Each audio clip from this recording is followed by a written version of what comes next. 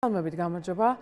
დიახ, მე მიმაჩნია, რომ ეს რა თქმა უნდა პატარა, მაგრამ სერიოზული გამარჯვება არის ქართველი ხალხის, რომელიც გაფაციცებით აადევნებდა თვალყურს რა მოხდებოდა დღეს სხდომაზე.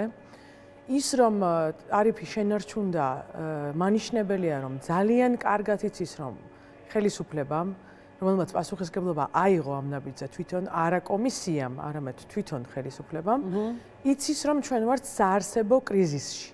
აი დღეს ჩვენს წინაშე რაც არის, ეს არის საარსებო კრიზისი. ნიშნავს, რომ მოსახლეობის უმეტესობა უბრალოდ იბრძვის არსებობისთვის.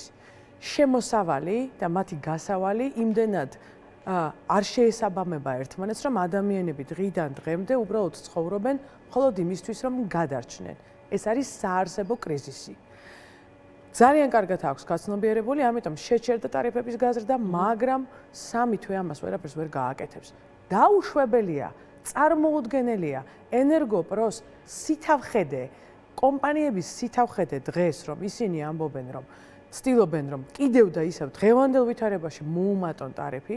ტარიფი მოუმატონ კი არა, რეალურად ტარიფი არის მართლა სერიოზულად არის ჩასახედი თვითონ ტარიფში და საერთოდ ენერგოპოლიტიკაში. რატომ იცით? ანუ ეს კომპანიას ეკისრება ამ შემთხვევაში პასუხისმგებლობა.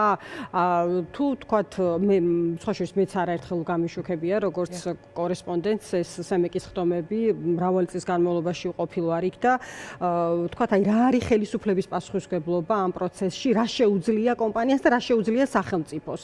ხომ აი იმ წლების განმავლობაშიც ვისმენდი ხოლმე კომპანიების არგუმენტებს და შემდეგ თქვათ კეთდებოდა განმარტება სახელმწიფოს მიდგომა რა იყო ამ პროცესში. აი ეხლა რა სურათი გვაქვს ამ თვალსაზრისით? პირველ რიგში, რა თქმა უნდა, ჩვენი დე-ფაქტო ხელისუფლების პასუხისმგებლობაა საარსებო კრიზისის არსებობა.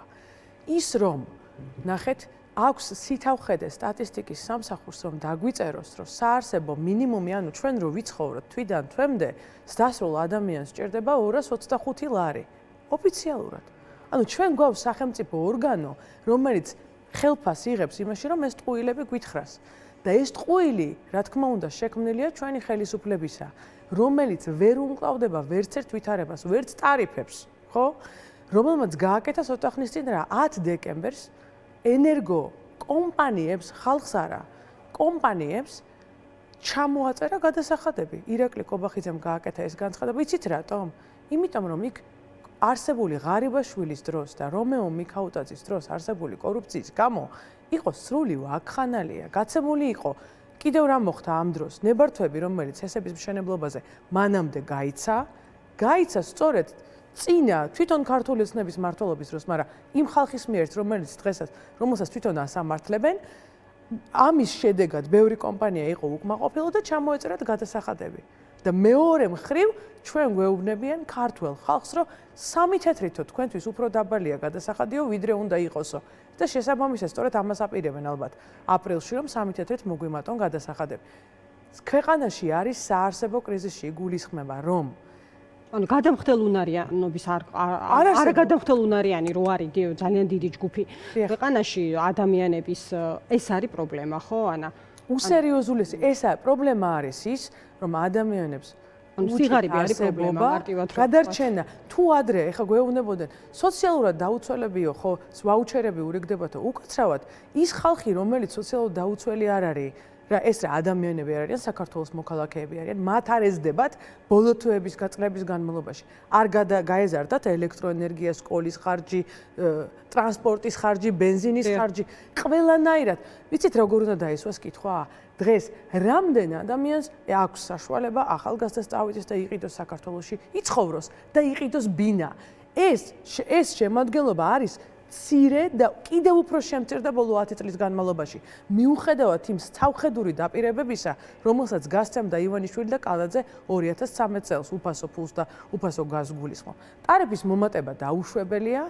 მისაღებია, რა თქმა უნდა, არავით არ იმედი არ მაქვს, რომ მას ეს ხელისუფლება გააკეთებს.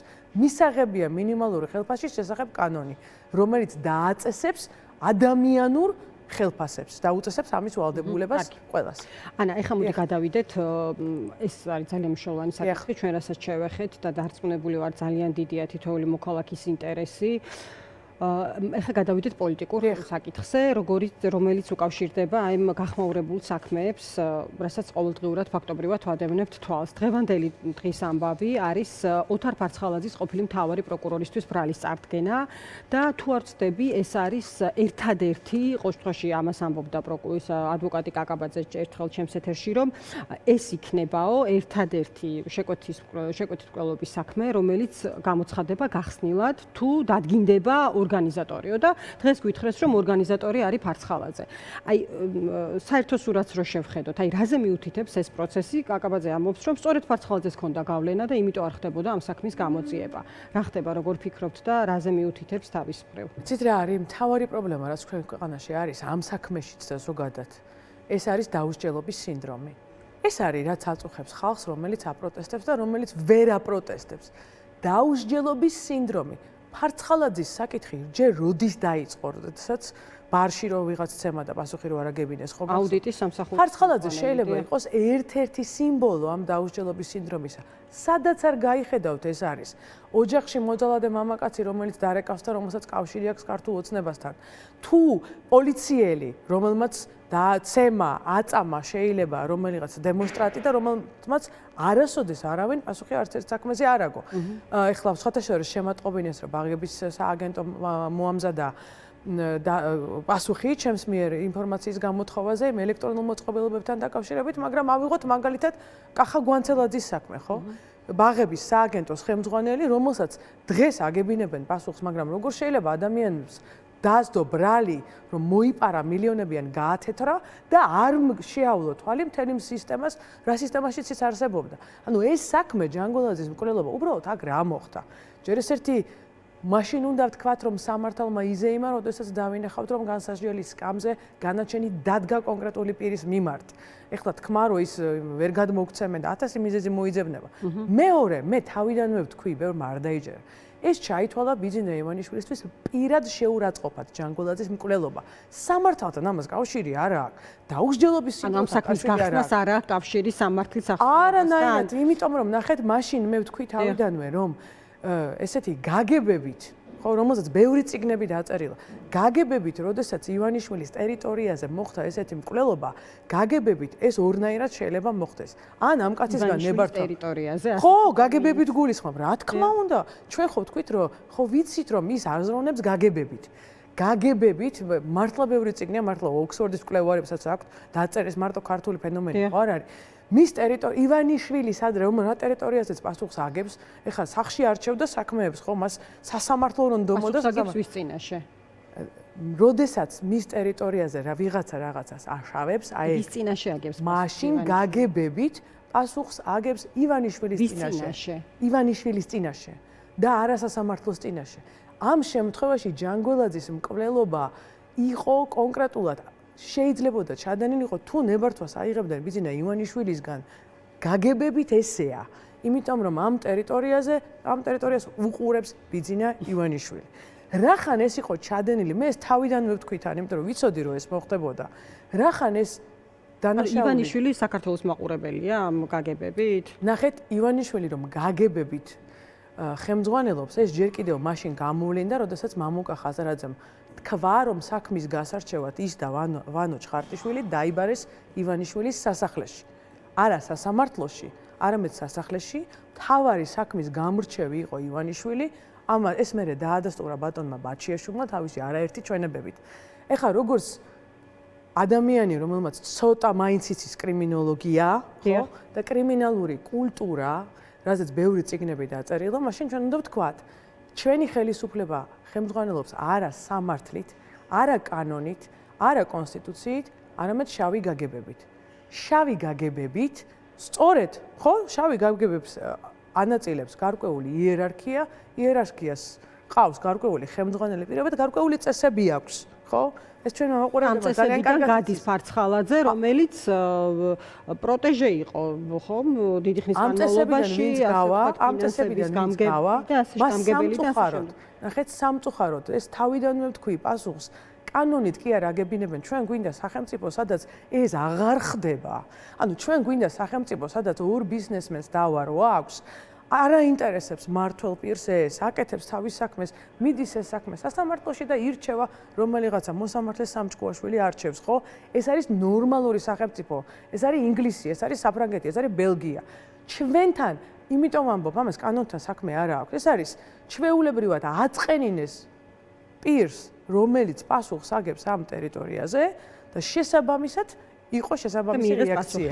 მაგრამ რაღაც პერიოდი ვერ იღებდნენ, იმიტომ რომ ძალიან დიდი ხნის განმავლობაში ვიდრე არ შეიცვალა იქ პროკურორი ასე შემდეგ, ადვოკატი ამბობდა, რომ მტკიცებულებების განადგურება მიმდინარეობდა. ანუ რაღაც ტიპის ზეწოლას არ ვიცი, ან მეტი ინფორმაციის მიღებაზე იყო დამოკიდებული ივანიშვილის განწყობა ამ საქმისადმი. ანუ ხო გესმით რას გეუბნები, ანუ დიდი ხნის განმავლობაში არ იძიებდნენო და შემდეგ უცბად გაუნათდა გონება პროკურატურას და გადაწყვიტა, რომ ყველა მისცეს დასვას განსასჯელის სკამზე.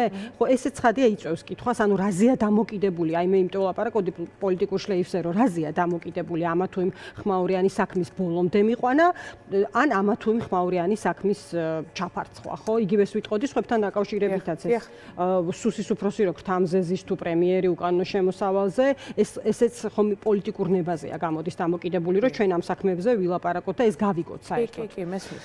ხო, ნახეთ, მე აი აუცილებლად მნიშვნელოვანია რომ შევხედოთ ძალიან გვეხმარება ამ შემთხვევაში კლასიკა ნათლიას ლოგიკა. სადაც ძალიან კარგად არის ნათქვამი, ხო, რომ ყველაფერი, არაფერი პირადული მხოლოდ საქმე.